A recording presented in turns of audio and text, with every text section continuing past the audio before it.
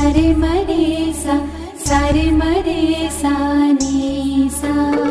छोटी सी उमर परणाईयूं बाबो सा काई ठाड़ो कर्यो मैं कसूर हो।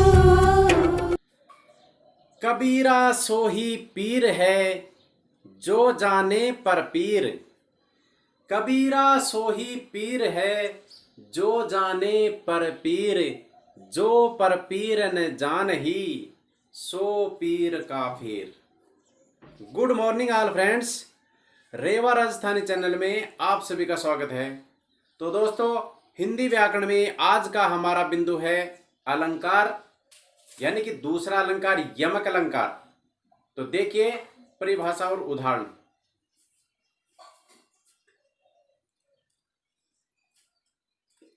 यमक का शाब्दिक अर्थ होता है जोड़ा।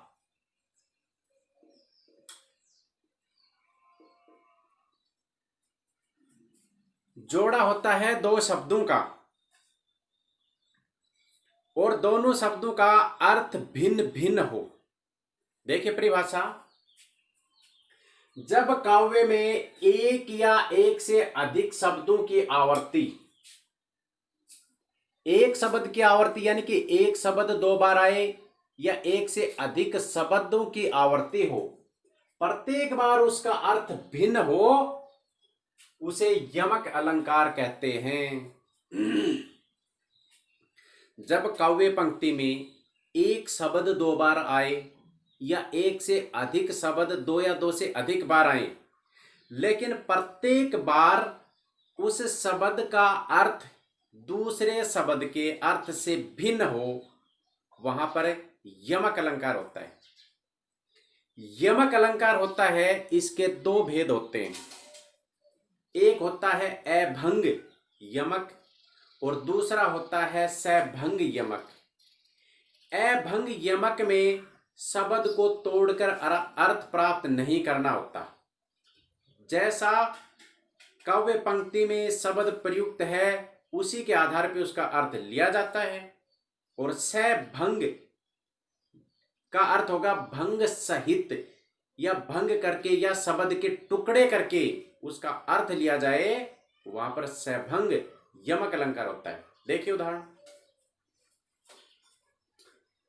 पहले है अभंग यमक।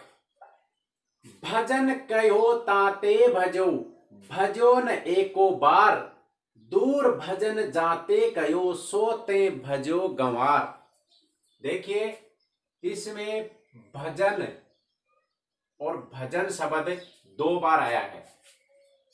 भजो, भजो और भजो, भजो शब्द है, ये तीन बार आया है। अब इसके अर्थ देखिए अलग अलग कैसे हैं। भजन कहो ताते भजो, कवि बिहारी जी कह रहे हैं कि भजन कहो ताते भजो। भजन कहो यानी कि भजन करने के लिए कहा था। कवि अपने मन से और आम नागरिक से कह रहा है कि तुझे भजन करने के लिए कहा था, ईश्वर की वंदना करने के लिए कहा था। भजन कहो ताते भजो, भजो का अर्थ है भागा या दूर रहा। जिसका भजन करने के लिए कहा था, ताते का अर्थ होगा उससे, उससे भजो का अर्थ होगा भागना या दूर रहना। भजो न एको बार, भजो का अर्थ होगा भजन करना, कि तूने भजन एक बार भी नहीं किया। दूर भजन जाते कहो, दूर यहां पर भजन शब्द का अर्थ होगा भागना या रहना। दूर भजन यानी कि दूर रहने या दूर भागने, जाते कहो जिसके लिए कहा। सोते भजो गंवार, कि गंवार तूने उसका भजन किया, यानी कि ईश्वर की वंदना करने के लिए आपसे कहा था, आपने ईश्वर की वंदना नहीं की, जिससे आपको दूर रहने के लिए कहा, सांसारिक विषय वासनाओं से दूर रहने के लिए आपको कहा, वही तूने किया। तो भजन का अर्थ होगा सिमरन, और यहां पर भजन का अर्थ होगा दूर रहना या भागना। तातः भजो का अर्थ होगा दूर रहना या भागना, भजो का अर्थ होगा सिमरन करना, आराधना करना। दूर भजन जाते कहो सोते भजो गंवार, कि तूने वही कार्य किया जिससे तुम्हें दूर रहने के लिए कहा था। समझे? देखिए दूसरा उदाहरण, कनक कनक ते सो गुनी मादकता अधिकाई। कनक और कनक शब्द 2 बार आया है। कनक में इस कनक से 100 गुना अधिक नशा होता है। यानी पहले का अर्थ होगा सोना और दूसरे का अर्थ होगा धतूरा, कि सोने में धतूरे से 100 गुना अधिक नशा होता है। या खाए बोराए जग वा पाए बोराए। या खाए यानी कि धतूरे को तो खाने से नशा होता है सांसारिक लोगों को, वा पाए बोराए, और सोने को तो पाने से ही व्यक्ति को नशा हो जाता है, व्यक्ति में अहंकार और घमंड आ जाता है। तो कनक शब्द के 2 अर्थ।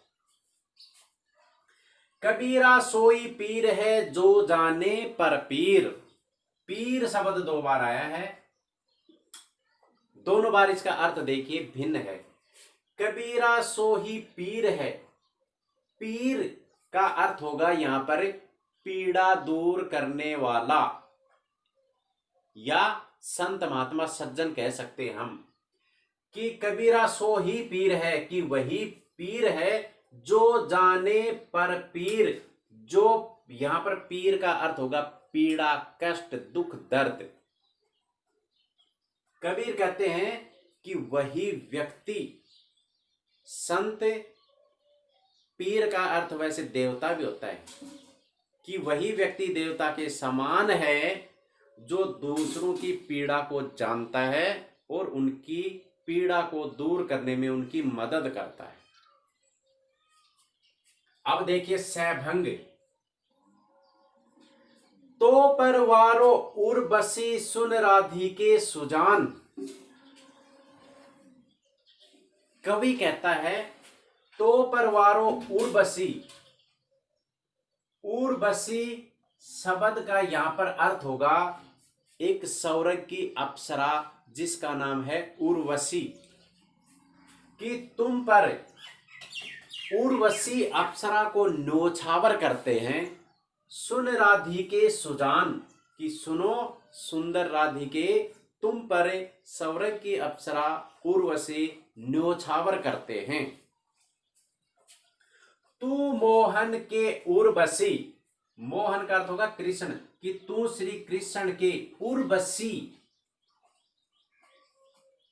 उर्वशी शब्द 2 होगा। उर का अर्थ होता है हृदय और बसी का अर्थ होता है बसने वाली, कि तू मोहन के हृदय में बसने वाली है, वह उर्वशी समान।